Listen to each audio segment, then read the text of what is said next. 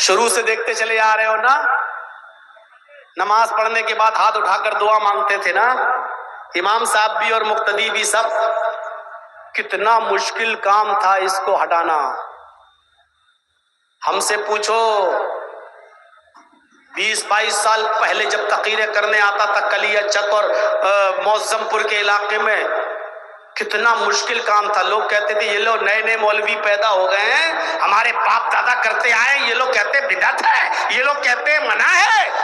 کتنا مشکل کام تھا، کیونکہ جو باپ دادا کے زمانے سے چلا رہا ہے، جو بچپنے سے ہم کرتے چلے آ رہے ہیں، اس کو چھوڑنا بڑا مشکل ہوتا ہے، بڑا مشکل. اگر آج یہ بچیاں اگر یہ عقیدہ رکھ لیں گی اپنے اندر تو پھر بڑھاپے تک یہ اپنے دماغ سے نہیں نکال پائیں گی، اپنے دماغ سے نہیں نکال پائیں گی.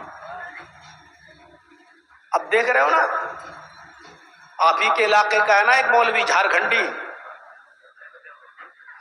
مان لیا نا. ارے ہم لوگ بھی تو وہی کہتے تھے، لیکن اب مان لیا نا. کیا کہتا ہے وہ؟ ہم سے پوچھتے ہیں حلوہ کون کتاب میں ہے. ارے حلوہ کتاب میں نہیں ہوتا، حلوہ کڑھائی میں ہوتا ہے. ارے اللہ کے بندے، یہی تو ہم پوری زندگی کہتے آئے ہیں کہ تمہارے پاس کتاب و سنت کی کوئی دلیل نہیں ہے حلوے کی. وہ خود کہتا ہے تم ڈھونڈتے رہو کتاب میں، ہم کھاتے رہیں گے کڑھائی میں. وہ کوئی مولوی تو ہے نہیں، عربی مدرسے کا ایک کلاس بھی نہیں پڑھا ہوا ہے. وہ تو کپل شرما سمجھ لو، یا پاکستان کا اس کو وہ عمر شریف سمجھ لو، بس اس سے زیادہ اس کی کوئی حیثیت نہیں. اس کو اسی لیے بلاتے بھی ہیں.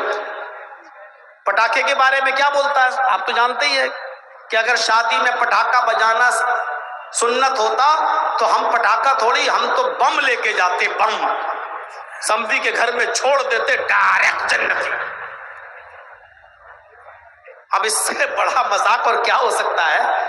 تو میرے بھائیوں، اب لوگ ماننے لگے ہیں کہ ہم جو حلوہ کھاتے ہیں اس کی کتاب و سنت میں کوئی دلیل نہیں ہے، وہ کڑھائی ہے. تو یہ تو ہم پہلے ہی کہتے ہیں کہ تمہارے سارے تیوہار کھانے پینے کے ہیں. محرم پہ کھچڑا، ربیع الاول میں بریانی، 11ویں میں بڑے پیر صاحب کے نام پر بریانی کی ڈیگ، رجب میں کونڈے، شعبان میں حلوہ، رمضان میں تو پوچھو مت. زندگی بھر سب کھاؤ، اور جب تک زندہ رہو پیر بن کے مرید سے کھاؤ، اور جب مرید کے ہاں کوئی مر جائے تو مرنے والے کے نام پہ بھی کھاؤ. وہ مر گیا، ہاں اب اس کی آتما کو شانتی نہیں ملے گی. تیجا کر، 10واں کر، 20واں کر، 40واں کر، اور بے غیرت 40واں بھی کھانے کے بعد کہتا برسی کر، ہر سال کھلا مرنے والے کے نام پر. میری ایک چچیری بہن کی شادی ہوئی ہے جسونت نگر، اٹاوا سے تھوڑی دور ہے، اور وہ وہاں ایک بھی اہل حدیث نہیں ہے. ٹوٹل پورے لوگ ٹی ٹی ایس کی فل فارم آپ جانتے ہی ہوں گے، بتانے کی ضرورت نہیں. ارے بتا دیتا ہوں، کسی کے باپ کا کیا جا رہا ہے. ٹناٹن سنی. تو ایک بار وہاں کوئی گبی ہو گئی تو میں نے زور دیا گھر والوں نے کہ جاؤ بیٹا چلے جاؤ، وہاں دور کے رشتے تمہاری بہنی لگتی ہے، وہ چلے جاؤ. میں گیا، نے کہا چلو جانے میں کیا، عیادت تیماردار اس میں جانے میں کوئی دقت نہیں ہے. چلا گیا میں،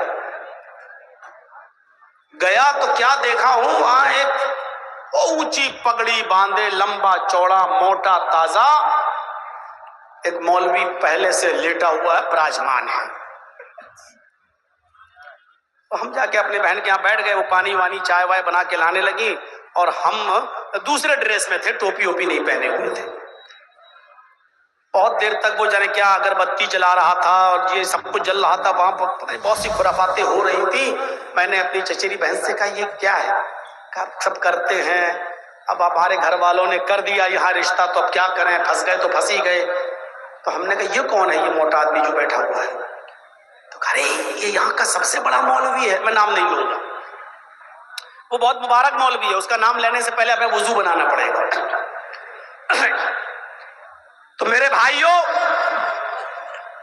میں چپ تھا، خاموش بیٹھا رہا، اور تھوڑی دیر کے بعد وہ کہنے لگا ایسا ہے میری بہن سے، ایسا ہے کہ اس مرنے والے کے جتنے بھی کپڑے ہیں، نئے پرانے، گھڑی وڑی جتنی بھی چیزیں ہیں، ساری چیزیں پیک کر کے ہمیں دے دو۔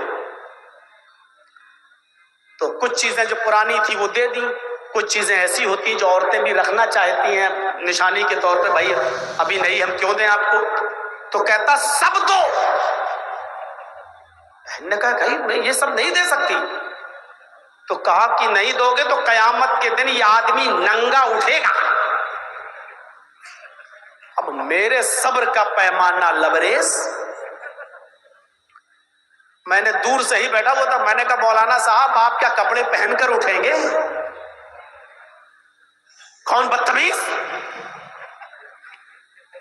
میں نے کہا بھائی حدیث میں تو آتا قیامت کے دن سبھی ننگے اٹھیں گے، اور میں نے وہ حدیث پڑھ دی۔ حضرت عائشہ کہتی ہیں کہ یحشر الناس یوم القیامہ، قیامت کے دن ہر آدمی ننگے پیر، اس کا ختنہ نہیں ہوا ہوگا، غیر ختنہ اٹھے گا، مرد بھی اور عورتیں بھی۔ ہم نے کہا وہاں تو سب ننگے اٹھیں گے، تم بھی اور ہم بھی، مرد بھی اور عورتیں بھی، تم کیا کپڑے پہن کر اٹھو گے؟ میری بہن سے کہتا یہ کون ہے؟ میری بہن نے کہا رے مولانا صاحب یہ ہمارے بھائی ہیں، رشتے میں بھائی لگتے ہیں، اور مولانا جرجیز۔ اب یہی مولانا ہے جرجیز ہے؟ ہاں، تم اس کی بہن ہو؟ قسم خدا کی اٹھا اور سب کچھ چھوڑ چھاڑ کے بھاگ گیا، کہتا ہم قبول ہی نہیں کر سکتے یہ۔ جب وہ جانے لگا تو میں نے کہا مولانا صاحب جو اب تک کھا چکے ہو، پیٹ میں پہنچ چکا، وہ کیسے نکالو گے؟ جو کھا چکے ہو، جو ابھی تک ٹھوس لیا ہے، اپنے پیٹ میں بھر لیا ہے 2 گھنٹے سے بیٹھ کر یہاں، وہ اب کیا کرو گے؟ اب وہ بہن کے جتنے رشتہ دار تھے وہ اس گھر کے سب ہمارے اوپر ٹوٹ پڑے، تم آئے اور ہمارے مولانا صاحب کو آپ نے بھگوا دیا ہے، یہ کر دیا وہ کر دیا، بتائیے ہے؟ تو ہم نے کہا بھائی میں نے کوئی غلط بات تھوڑی بولی ہے، میں نے یہ کہا کہ آپ کیا کپڑے پہن کر اٹھیں گے؟ آپ لوگ سوال نہیں کرتے اپنے مولویوں سے، یہی سب سے بڑی کمی ہے۔ اب میری چچیری بہن وہ میرا ساتھ دینے لگی، بس وہی اکیلی ساتھ دے رہی تھی، بقیہ تو سب ایک طرف تھے۔ میں نے موقع کی نزاکت کو سمجھا، میں نے کہا جلدی سے یہاں نکل جاؤ، وہی اچھا ہے۔ تو میرے بھائیوں تھوڑی دیر بیٹھا اور اس کے بعد ہم چلے آئے۔ میں بتانا یہ میرا مقصد ہے کہ مرنے کے بعد بھی نہیں چھوڑتی ہے یہ قوم، مرنے کے بعد بھی۔ نبی اکرم نے معاشرے کو پاک و صاف کر دیا، اس بچی تک سے کہہ دیا کہ وہ چیز پڑھو جو پہلے پڑھ رہی تھی، یہ چھوڑ دو۔ یہ عقیدے کی اصلاح ہوتی ہے، یہ عقیدے کی۔ میں کہیں بھی بھاگ جاؤں، کتنی دور چلا جاؤں، لیکن آؤں گا وہیں جہاں پر میں نے بات چھوڑی تھی۔ یہ بری عادت سمجھ لو یا اچھی عادت سمجھ لو، جو بھی ہے۔ تو میرے بھائیوں اس طریقے سے معاشرے کو پاک و صاف کیا۔ عرب کی سرزمین پر یہ حال تھا نبی اکرم صلی اللہ علیہ وسلم کے آنے سے پہلے۔ میرے بھائیوں کی جو عورت بیوہ ہو جاتی تھی اس کا نکاح نہیں ہوتا تھا۔ اللہ کے نبی جناب محمد رسول اللہ نے 25 سال کی عمر میں، جبکہ ابھی نبی بھی نہیں بنے تھے، 40 سال کی عورت خدیجہ سے شادی کی، اور خدیجہ کون تھی؟ بیوہ۔ ان کے 2 شوہر انتقال کر چکے تھے۔ خدیجہ نے کہا تھا کہ اب میں شادی نہیں کروں گی، اس لیے کہ میں جس سے شادی کرتی ہوں میرا پتی مر جاتا ہے، لیکن اللہ کے رسول کی امانت داری دیکھ کر 25 سال کی عمر میں جب خدیجہ رضی اللہ تعالیٰ عنہا کا آپ مال لے کر ملک شام میں بیچنے جاتے تھے اور پروفٹ بہت ہوتی تھی، اللہ کے نبی صلی اللہ علیہ وسلم ساری پروفٹ جتنا کمایا بزنس میں وہ سب خدیجہ کو دے دیتے تھے، اور خدیجہ اس میں پرسنٹیج کے حساب سے اللہ کے رسول کو اجرت اور مزدوری دیتی تھی۔ یہ امانت داری، یہ ایمانداری دیکھی تو حضرت خدیجہ رہ نہیں پائیں، اور انہوں نے اپنی لونڈی کے ذریعے محمد رسول اللہ تک خبر پہنچائی کہ خدیجہ آپ سے شادی کرنا چاہتی ہیں، کیا آپ نکاح کریں گے؟ خدیجہ نے ایمانداری دیکھی۔ اور میری قوم کی بیٹیوں تم کیا دیکھتی ہو؟ व्हाट्सएप पे कोई मुस्कुरा के बोल दे, तुम कहती हो बहुत अच्छा। मैसेंजर पे कोई अब इतनी जल्दी भरोसा कर लेती हो तुम, कुछ नहीं देखती हो कि इसका खानदान कैसा, इसका घर कैसा, इसका मकान कैसा, इसकी आदत कैसी, इसके रिश्तेदार कैसे। सोशल मीडिया इतनी खतरनाक चीज है कि देख नहीं रहे हो, पाकिस्तान से भी 4 बच्चों की अम्मा भाग के ले आई और किस छुआरे के पास आई, उसको पता नहीं क्या दिखाई दिया इसमें। देख लो इस छछूंदर में क्या दिखाई दिया उसको। ये सोशल मीडिया का कमाल है, सोशल मीडिया का कमाल। तो हजरत खदीजा ने क्या देखा? ईमानदारी। 25 साल की उम्र में 40 साल की खदीजा से आपने निकाह किया, और फिर जब आपकी बीबी खदीजा का इंतकाल हो गया तो उसके बाद में आपने जितनी भी शादियां की, आप ताज्जुब करेंगे वो शादियां आपने जो की या तो बेवा से या तलाकशुदा औरत से। आपकी सिर्फ एक बीवी कुंवारी थी बस, जिसका नाम था आयशा।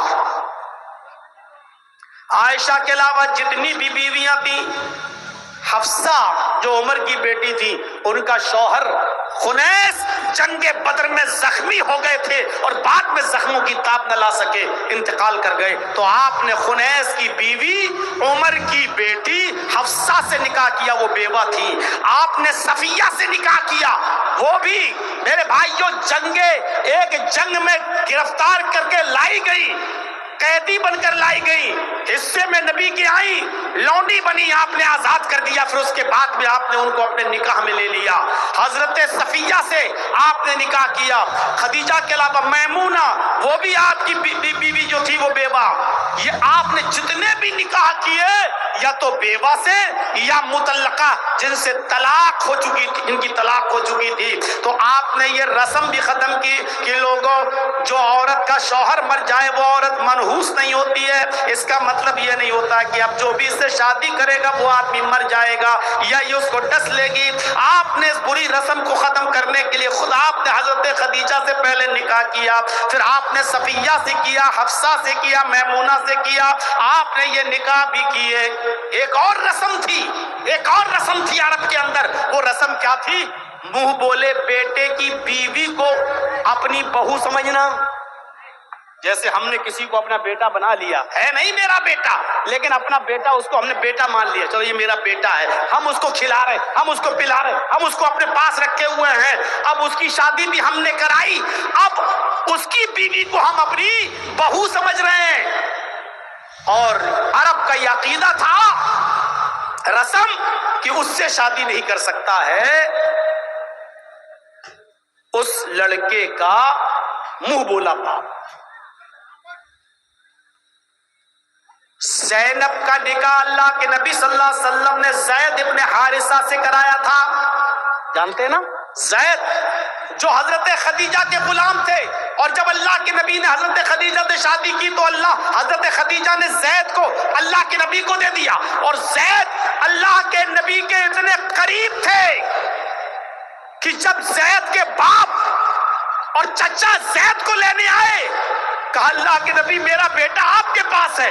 आपने कहा कौन? कहा ज़ैद, हम उसको लेने आए। आप मुंह खोलिए, आपको कितना पैसा चाहिए, हम पैसा देने के लिए तैयार हैं, लेकिन मेरा बेटा मुझे दे दो। अल्लाह के नबी ने कहा नहीं, आपका बेटा अगर है और आपके साथ जाना चाहता है और आपको अगर पहचान लेता है तो मैं उसको छोड़ने के लिए तैयार हूं, मेरी तरफ से कोई बंदिश नहीं होगी। आपने बुलाया, ज़ैद इधर आओ।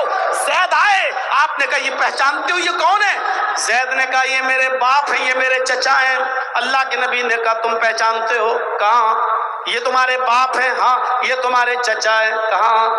आपने कहा ज़ैद ये दोनों तुम्हें लेने आए हैं और मैं तुम्हें छोड़ने के लिए तैयार हूं। ये बेचारे पूरी तुम गिरफ्तार कर लिए गए या कैद कर दिए गए या पकड़े गए या अगवा कर लिए गए, और कई सालों से तुम्हारे माँ बाप परेशान थे, आज तुम्हें लेने आए हैं, मैं तुम्हें इनके हवाले कर रहा हूं, तुम जा सकते हो, तुम अपने माँ बाप के पास, अपने चचा, अपने रिश्तेदारों में जा सकते हो। ज़ैद रोने लगे। अल्लाह के नबी ने कहा क्यों रो रहे हो? कहा अल्लाह के नबी मैं आपको छोड़कर नहीं जाऊंगा। तब बाप ने कहा बेटा तू गुलाम बनकर रहेगा, मैं तुझे आजाद कराने आया, मैं लेने आया।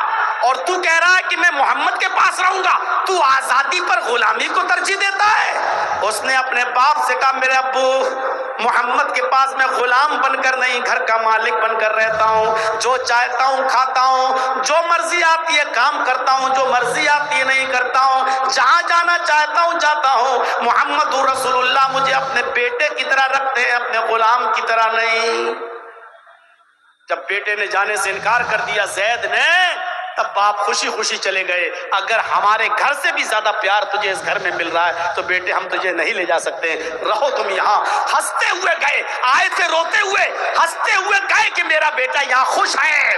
اللہ کے نبی نے جب یہ دیکھا کہ زید اپنے ماں باپ کے ساتھ نہیں گیا میری محبت دیکھ کر، تو زید کا ہاتھ پکڑا اور خانہ کعبہ میں لے گئے، اور خانہ کعبہ میں لے جا کر لوگوں میں اعلان کیا، لوگوں سن لو، یہ زید آج کے بعد میرا بیٹا ہے، محمد کی وراثت میں اس کا بھی حق ہے، یعنی میری جب وراثت تقسیم ہوگی تو اس میں میرے بیٹے کو بھی حصہ ملے گا۔